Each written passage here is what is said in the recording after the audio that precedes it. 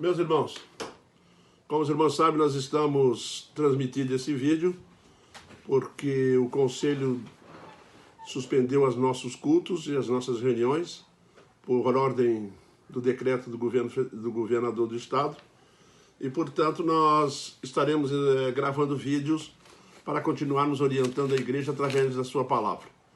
E como tem surgido algumas dúvidas e algumas questões em torno desse vírus e outras questões bíblicas dos últimos dias, e muitas pessoas preocupadas, então nós resolvemos, através da palavra de Deus, trazer alguma explicação para os irmãos.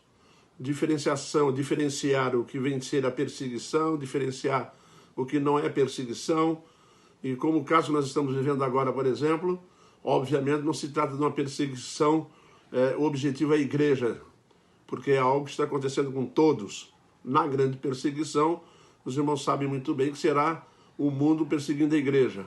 E neste caso não tem nada a ver uma coisa com a outra.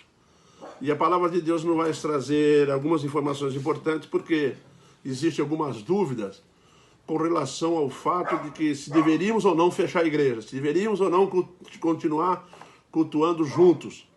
É óbvio que a Bíblia tem orientação sobre esses aspectos, para que nós não venhamos a cometer erros, né? Assim é uma questão de prevenção e não de perseguição.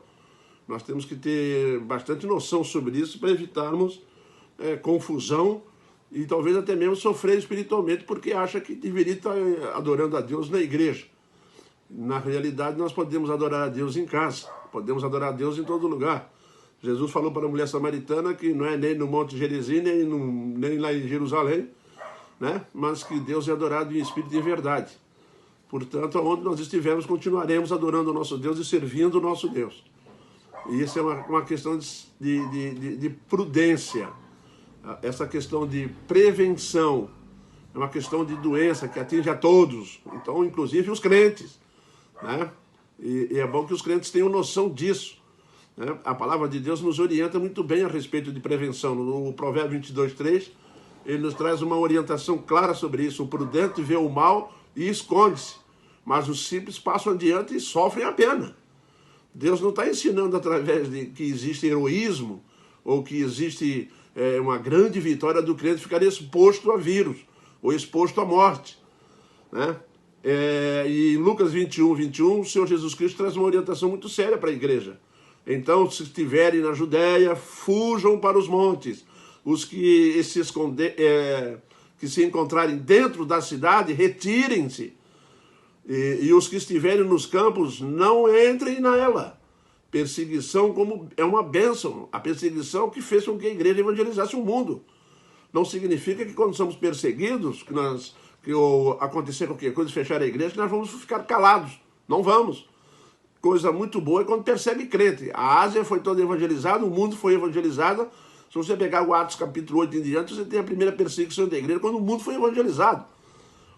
Nós nos espalhamos pelo mundo. Crente perseguido é crente evangelizando, é crente testemunhando, é crente sendo evidência do evangelho. Essa é a realidade. Portanto, não é uma questão de vou ficar exposto, né? Como se estivesse querendo ser mártir. Tem que saber definir entre mártir e suicídio, né? Uma coisa é pular do pináculo, pular do pináculo é suicídio. Portanto, Jesus deixou isso muito claro. Nós temos que ter prevenção, sermos sábios. A fé não é burra. Nós temos que aprender sobre isso. Noé, por exemplo, a Hebreus 11:7 deixa-nos claro. Pela fé, Noé é divinamente instruído acerca de acontecimentos que ainda não se viam e, sendo temente a Deus, aparelhou uma arca. Prevenção.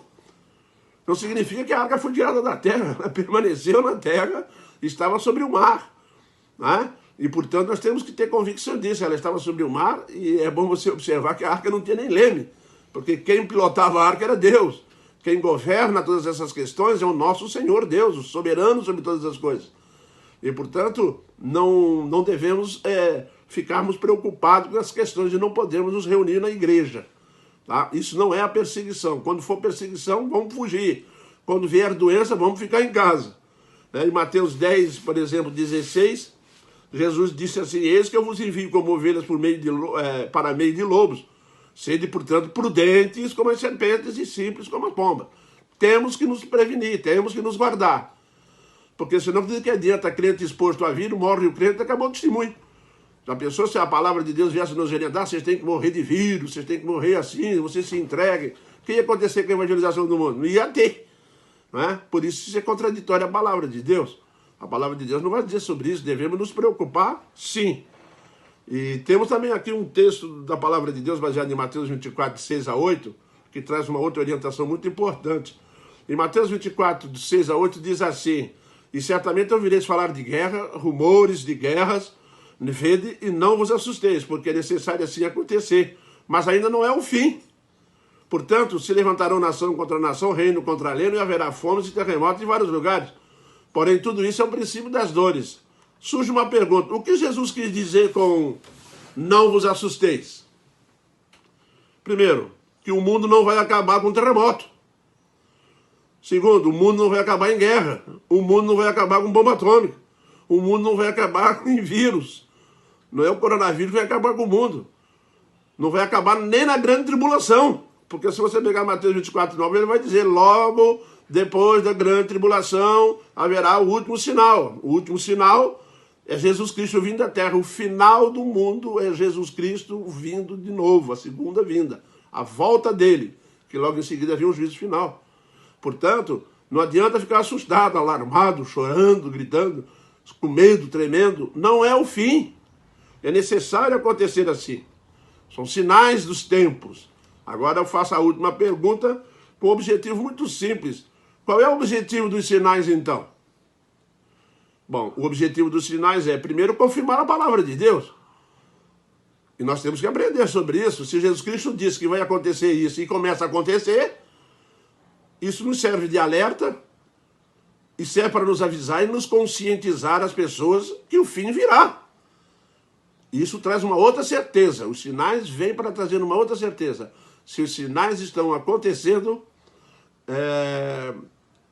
então Jesus virá. Meus irmãos, no próximo vídeo, o que acontecerá com os crentes?